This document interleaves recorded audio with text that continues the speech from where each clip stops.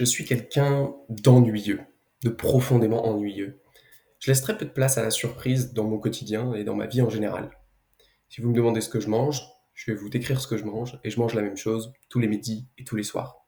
Si vous me décrivez comment je me divertis, eh bien finalement je me divertis avec les mêmes jeux et les mêmes activités depuis quasiment, je sais pas, 10, 15 ans. Euh, et c'est assez intéressant parce que c'est nécessairement ma volonté de vivre simplement qui m'amène à vivre une vie profondément ennuyeuse.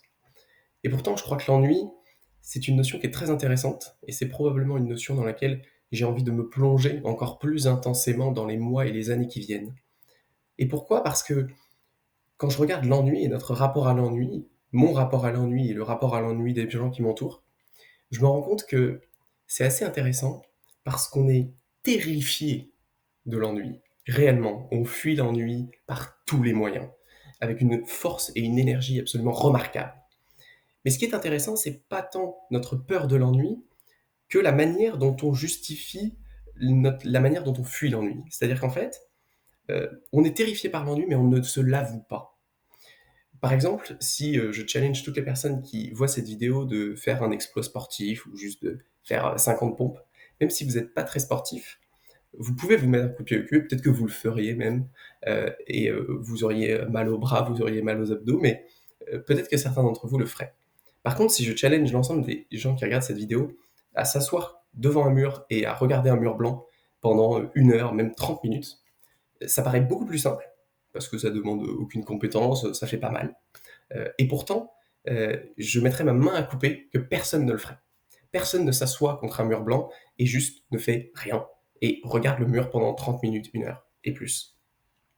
Et pourquoi? Parce qu'on déteste l'ennui, parce qu'on est terrifié par l'ennui et c'est finalement passionnant parce que euh, cette peur, on ne se l'avoue vraiment pas. On trouve plein d'excuses. On dit oui, j'ai pas le temps de faire ceci, j'ai pas le temps de faire cela, et puis de toute manière, ça m'apporte rien, donc pourquoi je le ferais? Mais il y a plein de choses qui nous apportent rien, et pourtant on les fait. Et on les fait pourquoi? En réalité, souvent précisément pour échapper à l'ennui. Et autant j'aime pas du tout l'idée qui dit que c'était mieux avant, parce que je pense que non, c'était pas mieux avant. Je pense que c'était différent. Je pense que chaque époque a des points très positifs et des points très négatifs. Dans l'évolution des époques, eh bien, il y a des choses qui s'améliorent et des choses qui empirent. Mais je crois réellement que notre rapport à l'ennui est de plus en plus compromis, et en tout cas qu'on vit dans une société qui nous donne un accès trop facile pour éviter cet ennui. Et donc, on n'est tellement pas ennuyé, en fait, en tant que citoyen aujourd'hui d'un pays occidental au XXIe siècle, qu'on oublie cette peur et qu'on croit même ne pas avoir peur de l'ennui. On ne sait même pas pourquoi on a peur de l'ennui, parce qu'on ne connaît pas l'ennui profondément. Posez-vous la question, c'est quand la dernière fois que vous vous êtes réellement fait chier? Peut-être que, je sais pas, peut-être qu'il y avait une panne d'électricité, vous êtes resté coincé dans un ascenseur ou un truc comme ça, mais même comme ça, si vous avez votre téléphone à portée de main, c'est très peu probable que vous puissiez profondément vous ennuyer pendant une période non négligeable de plus que 2 minutes, quoi. Et c'est finalement passionnant parce que l'ennui, euh, déjà, je crois qu'il est profondément créateur. Euh, Non seulement nous, consciemment, on déteste s'ennuyer, mais notre esprit, notre cerveau déteste encore plus s'ennuyer. Et donc, qu'est-ce qui se passe? C'est que si nous, consciemment, on n'évite pas l'ennui en se divertissant, en se mettant dans des situations, en se posant des problèmes, en essayant de résoudre des équations, si on n'est pas constamment dans ce mouvement, eh bien, c'est notre cerveau qui va faire ce travail. Et qu'est-ce que fait le cerveau à ce moment-là? Bah, typiquement, il est créatif. Qu'est-ce qu'il fait? C'est qu'il va créer des histoires, il va inventer des scénarios, il va créer des problèmes de toutes pièces qu'on va essayer de résoudre. Euh, Si vous regardez et que vous vous asseyez contre un mur blanc et que vous regardez le mur et que vous faites rien, vous le verrez, votre cerveau va créer constamment des choses à penser parce que euh, s'asseoir et accepter le silence de notre esprit, c'est quelque chose qui nous est profondément insupportable. Et donc, non seulement c'est intéressant puisque l'ennui peut être créateur d'idées, euh, mais d'un autre côté, est-ce que c'est pas problématique d'être effrayé, profondément terrifié à l'idée de simplement s'asseoir avec nous-mêmes et notre esprit? Moi, ça me pose problème. Ça me pose problème de me dire, aujourd'hui, je suis un esprit dans un corps, je traverse l'existence pendant quelques décennies, ça s'appelle la vie, et pendant toute cette période-là, Ce qui me terrifie, c'est juste d'être avec moi-même et je suis encore terrifié, d'être ennuyé. Moi aussi, ça me coûte énormément de m'asseoir en face d'un mur et de ne rien faire pendant 1 heure. Mais je crois réellement que cet exercice, il est très important et il apporte une forme de sérénité qui est très forte. Parce que c'est comme tout, on a peur de l'inconnu, on n'est jamais confronté à l'ennui, donc on en a encore plus peur.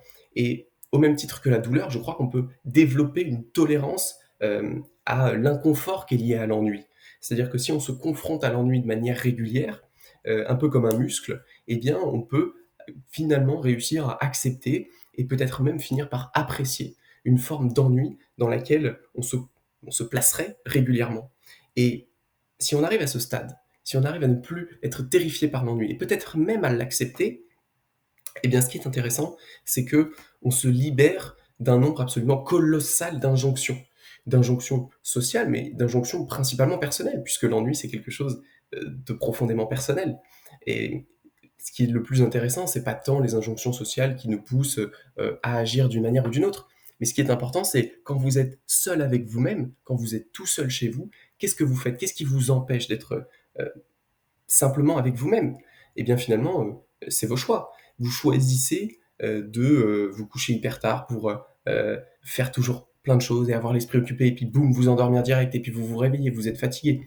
Donc vous n'avez pas le temps, il faut se presser, il faut aller se préparer, il faut aller travailler, il faut aller préparer ceci, préparer cela, envoyer un colis, remplir tel formulaire.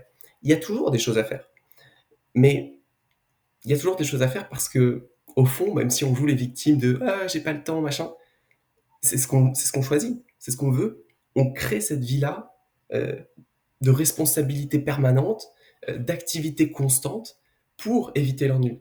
C'est très dur de le reconnaître parce qu'effectivement, quand vous regardez la vie telle qu'elle est aujourd'hui, bah, vous dites bah non, moi j'ai des responsabilités, j'ai réellement pas de temps et c'est pas un choix.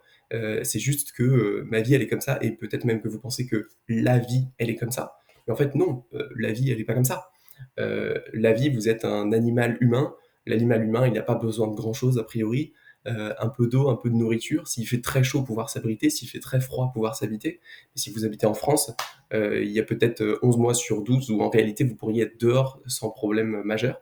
Et puis la notion de la nourriture et de l'eau, ce sont des ressources qui sont massivement abondantes dans les pays occidentaux. Donc non, si on remplit notre emploi du temps de chaque seconde, de chaque minute, c'est pas pour répondre à nos besoins, c'est précisément pour éviter l'ennui. Voilà ce que je voulais vous dire sur l'ennui. Et donc, dans les mois qui viennent, je vais prendre des décisions qui vont me donner encore plus de temps pour plonger dans l'ennui. Donc, ce sera l'occasion de discuter plus en détail de cette notion-là et plus en détail de voir en pratique est-ce qu'on peut réellement s'habituer à l'ennui, est-ce qu'on peut finalement trouver une forme d'acceptation et d'appréciation de ce sentiment qui est très particulier et qui est très mal jugé par nous-mêmes, c'est-à-dire qu'on pense que c'est un détail, que c'est quelque chose du passé, d'inoffensif, alors qu'en réalité c'est quelque chose qui est constamment là dans notre vie et qui guide nos actions parce que il est derrière nous et on le fuit constamment. Je vous remercie d'avoir regardé cette vidéo et je vous dis à ciao pour la prochaine.